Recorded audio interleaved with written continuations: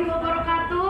Waalaikumsalam warahmatullahi wabarakatuh. Perkenalkan, saya Chelsea Alexander Sabina.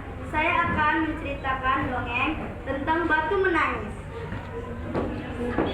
Dahulu, di sebuah bukit yang jauh dari desa, di daerah Kalimantan, hiduplah seorang janda miskin dan seorang anak gadisnya.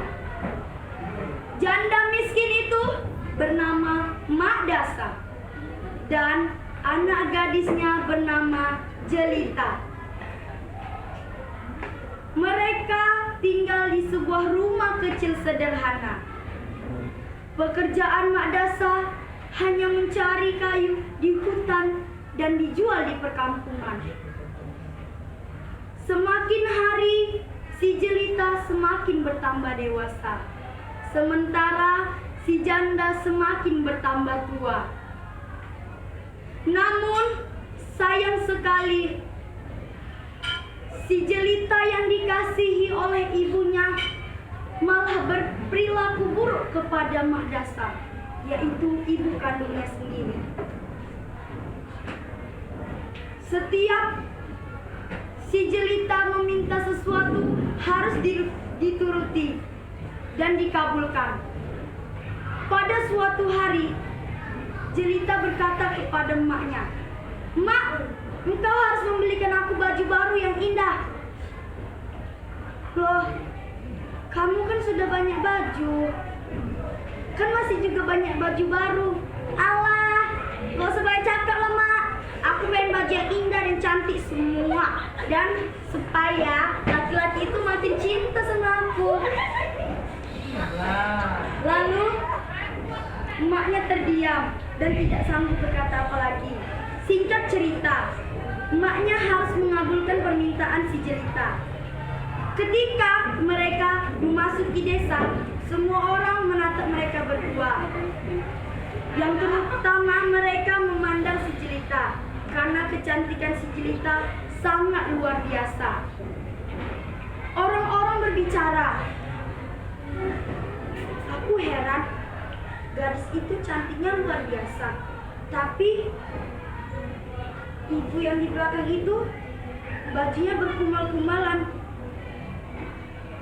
Aku juga heran, teman-teman. Mungkin saja ibu yang di belakangnya itu adalah ibu kandungnya." "Kawan-kawan, jangan seperti itu. Mungkin saja memang ibu tua itu adalah pembantu atau pegawainya." Lalu keduanya pun berjalan bersama lagi. Tiba-tiba ada seorang pemuda tampan mendekati si Jelita.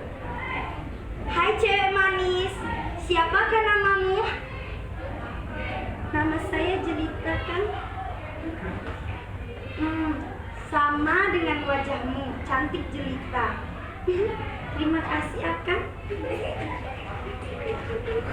"Apakah yang di belakangmu adalah pembantumu atau ibumu?" "Ah, yang di belakangku? Ia adalah pembantuku." Dengan sedih Mak Dasa dan menangis. Lalu mereka menerusi perjalanannya. Dan Mak Dasa berhenti. "Wahai anakku, kenapa engkau bilang kepada semua orang bahwa aku adalah budakmu, padahal aku adalah ibumu?" "Alamak, udahlah, itu sandiwara. Emak ini pun gak tahu aja, anaknya kan cantik. Emak pun, baju emak kayak gitu, kayak mana aku mau ngakuin emak?" "Walaupun ibu seperti ini, semiskin-miskinnya ibu, engkau harus tetap membilangkan semua orang bahwa aku adalah ibumu, anakku. Udahlah Mak, itu sandiwara. Udahlah yuk, kita pulang." Mereka pun menerusi perjalanan. Tiba-tiba ada satu orang laki-laki tampan lagi mendekati si Jelita. "Hai manis, siapakah namamu?" "Oh, nama saya Jelita." Persis dengan namamu dan wajahmu. Cantik sangat Jelita." "Oh, makasih. Dengar-dengar, apakah itu pembantumu atau ibumu?" "Ah, dia adalah budakku." ibunya pun tidak menahan diri lagi. Ibunya bertanya, "Wahai anakku, kenapa engkau bilangi aku lagi sebagai budakmu? Sekali lagi aku mendengar itu.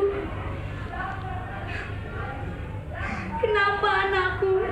Kenapa kau tidak bisa menganggapku sebagai ibumu?" Lalu ibu dan anak ini pun berdebat.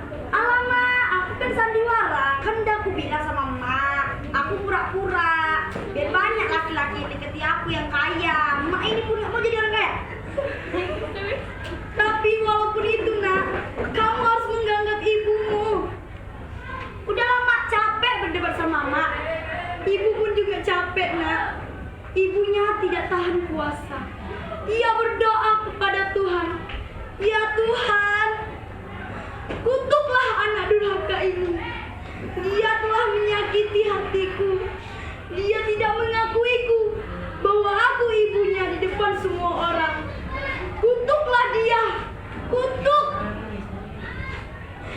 Dan jelita pun terkutuk dan temenong. "Ibu, ibu, tolong, aku tidak akan jahat dan durhaka kepadamu, ibu. Mohon ibu, jangan kutuk aku, ibu." Namun sudah terlambat.